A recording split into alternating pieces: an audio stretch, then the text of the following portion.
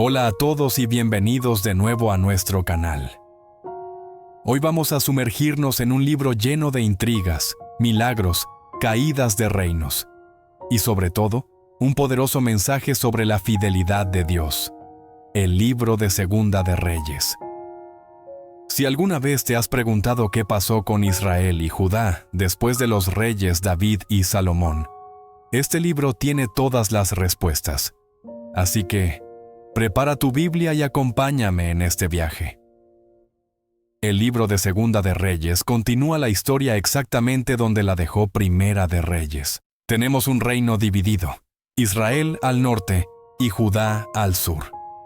La mayoría de sus reyes se habían alejado por completo del Señor, y el profeta Elías estaba en plena batalla contra la idolatría y la corrupción. Segunda de Reyes nos muestra el resultado de esa desobediencia constante: el exilio. Es un libro que mezcla tragedia, advertencia y una inesperada pizca de esperanza al final. Para entenderlo mejor, podemos dividir el libro en dos grandes partes. La primera, que abarca los capítulos del 1 al 17, nos cuenta la historia paralela de los reyes de Israel y Judá hasta que el reino del norte, Israel, es destruido y su capital, Samaria, cae. La segunda parte, desde el capítulo 18 hasta el 25, se enfoca únicamente en el reino del sur, Judá, y narra su historia hasta la trágica destrucción de Jerusalén y el exilio a Babilonia. El mensaje es claro y contundente. Cuando el pueblo y sus líderes abandonan el pacto con Dios, las consecuencias son inevitables, pero, aún en medio del juicio, la fidelidad de Dios permanece. El libro arranca con uno de los eventos más espectaculares de toda la Biblia. El profeta Elías, después de su increíble ministerio, no muere, sino que es arrebatado al cielo en un torbellino de fuego. Su manto, símbolo de su autoridad profética, cae sobre su discípulo, Eliseo, quien había pedido una doble porción del espíritu de su maestro, y vaya que la recibió. El ministerio de Eliseo está lleno de milagros asombrosos que demuestran el poder y la compasión de Dios. Multiplica el aceite de una viuda para salvarla de la deuda, resucita al hijo de una mujer sunamita sana de la lepra, a Naamán, un general sirio, e incluso hace flotar un hacha de hierro que había caído al agua.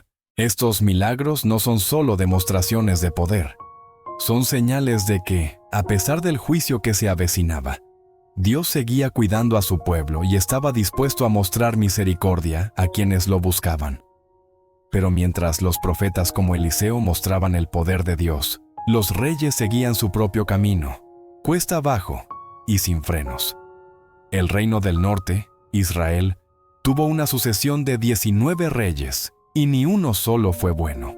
Todos continuaron el pecado de Jeroboam, quien años atrás había levantado becerros de oro en Betel y Dan, para que el pueblo no fuera a adorar a Jerusalén. Generación tras generación, a pesar de las constantes advertencias de los profetas, el pueblo se hundió más y más en la idolatría. Dios fue paciente, increíblemente paciente, pero la paciencia tiene un límite. Finalmente, en el año 722 a.C., el poderoso imperio asirio invadió Samaria, la capital de Israel. El reino del norte fue aniquilado y la mayoría de su gente fue deportada y esparcida por todo el imperio asirio. Fue el cumplimiento exacto de las advertencias que Dios les había dado a través de Moisés y los profetas. La rebelión tenía consecuencias devastadoras. Mientras tanto, en el reino del sur, Judá, la historia era un poco diferente. Aunque también tuvieron reyes muy malos, hubo algunos rayos de esperanza. Entre ellos, destacan dos reyes fieles, Ezequías y Josías. Ezequías confió plenamente en el Señor cuando el mismo ejército asirio que destruyó a Israel llegó a las puertas de Jerusalén. El profeta Isaías le aseguró que Dios lo salvaría. Y una noche, el ángel del Señor derrotó milagrosamente al ejército asirio. Fue una demostración increíble de que Dios protege a quienes confían en Él. Años más tarde, el joven rey Josías lideró una de las reformas espirituales más grandes de la historia de Judá. Durante unas reparaciones en el templo, se encontró el libro de la ley, probablemente el libro de Deuteronomio, que había estado perdido por generaciones.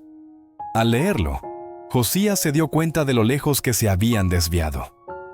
Con un corazón arrepentido, reunió al pueblo y renovaron su pacto con Dios, comprometiéndose a obedecer sus mandamientos.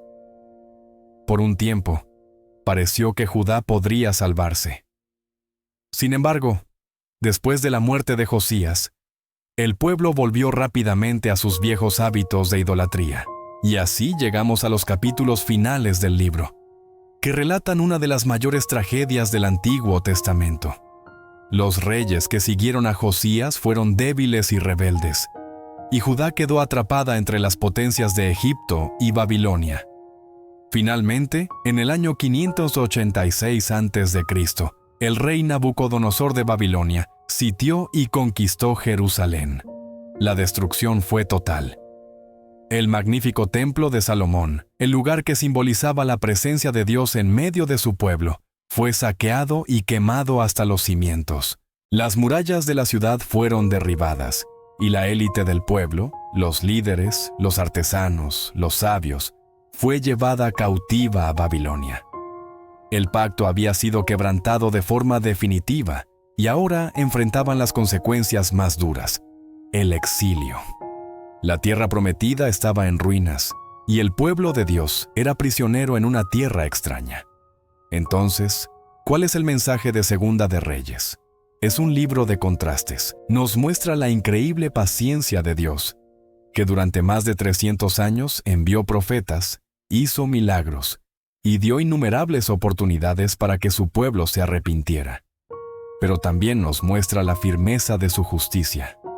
La desobediencia persistente no queda sin castigo. Sin embargo, el libro no termina en completa oscuridad. Justo al final, en los últimos versículos, hay un pequeño rayo de luz.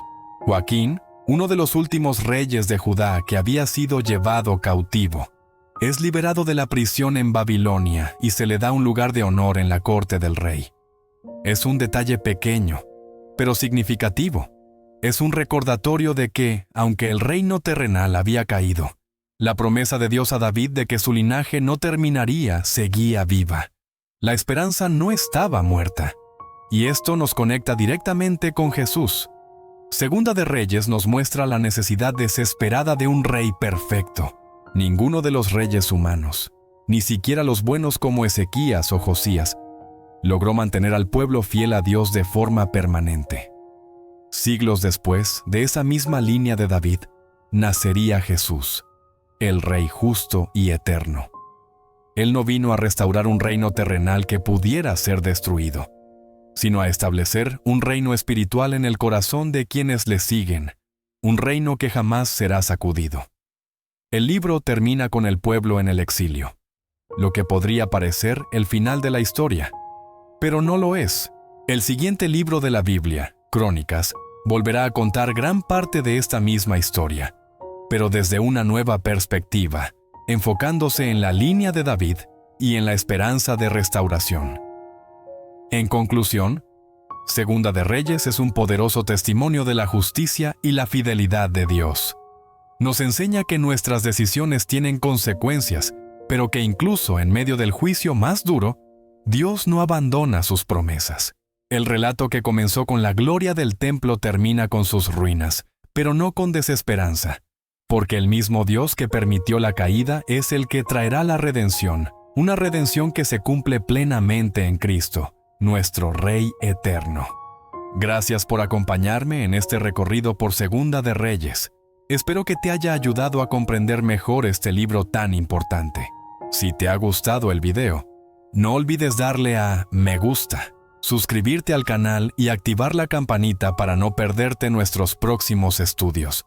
Nos vemos en el próximo video.